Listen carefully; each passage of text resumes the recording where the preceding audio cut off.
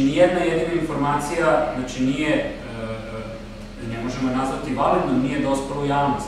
Mi taj dokument nismo videli, Skupština o tom dokumentu nije raspravljala i sada se sve to nastavlja, znači sa ovom novom rundom i novom posetom delegacije MMF-a, gde se preslišavaju predsednik vlade i ministri šta su radili i šta su ispunili od onog što je MMF tražio, a da pritom zaista srpska javnost i Narodna skupština nije o tome izveštavana, mi zaista ne znamo ni šta je traženo, ni šta je obećano, ni šta je potpisano, a država treba da se zaduži blizu 3 milijarde evra. To nije malo zaduživanje. Ustav predviđa da Skupština mora da se izjasni o takvim dokumentima koji se tiču zaduživanja. Ne može se tumačiti i zaista nije logično da se jedno ovako zaduživanje tumači na jedan slobodan način, da ga nije potrebno raspravljati u Skupštini, da nije potrebna dozvola Skupštine za takvo zaduživanje. Nisu se ovde zadužili samo Tadić i Dinkić. Nažalost, oni su zadužili državu, zadužili su buduće generacije.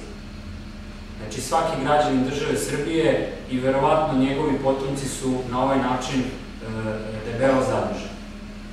I potrebno je zaista da se iz ove tajnosti, iz ovog potpunog jednog mraka pređe zaista u jednu raspravu, gde je mesto toj raspravi naravno u Skupštini, nigde drugde, i da vidimo na koji način se država zadužuje, koliko i zašto.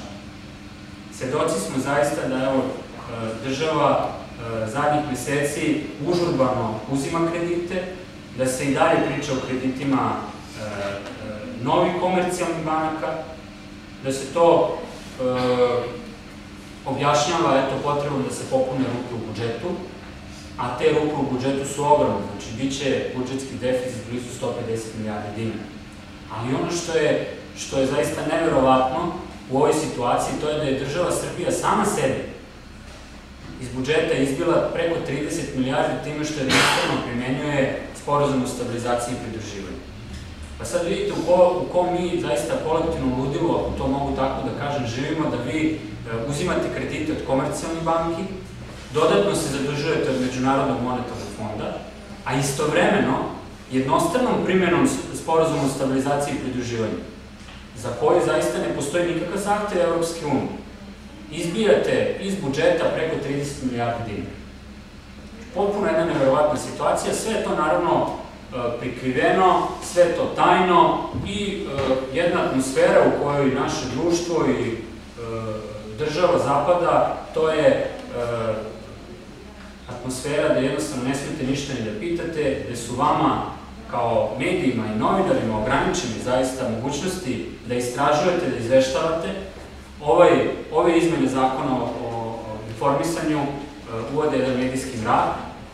Vidite na koji način Skupština funkcioniše.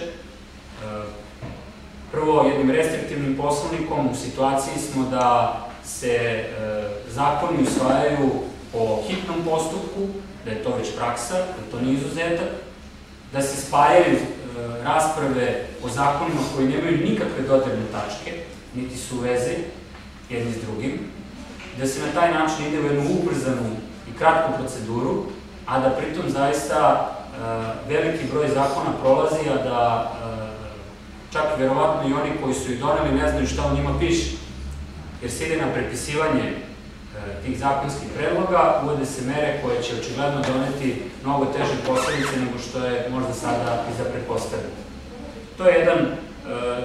To su samo pokazatelji na koji način država u ovom trenutku funkcioniše.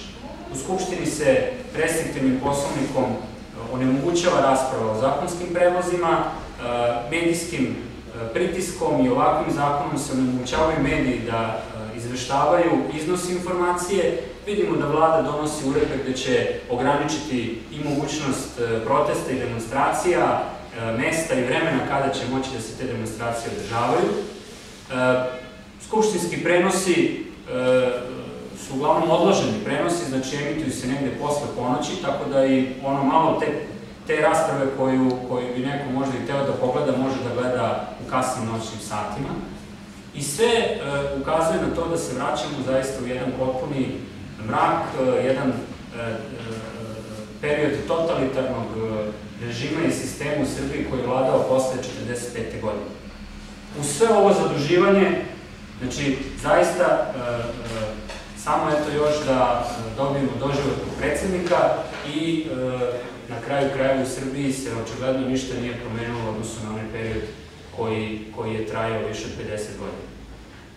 Jedna izuzetno loša situacija, Demokratska stranka Srbije traži da se rasprava o zaduživanju, o sporazumu sa MMF-om, toj platformi koja inače i ne postoji. Jer vi ste došli u situaciju da članovi vlade pregovaraju sa delegacijom MMF-a da nemate platformu. Jer platforma očigledno ne postoji, ona nije usvojena na vladi, nema je. Ministri daju različite izjave i različito formulišu stav države povodom tih razgovora sa Međunarodnim monetarnim fondom.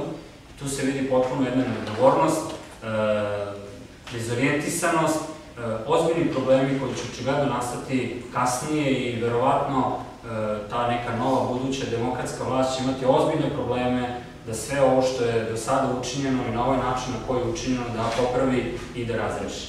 Ja sam toliko imao što se tiče uvoda, izvolite vi da li imate neka pitanja o ovim temama ili nekim drugim.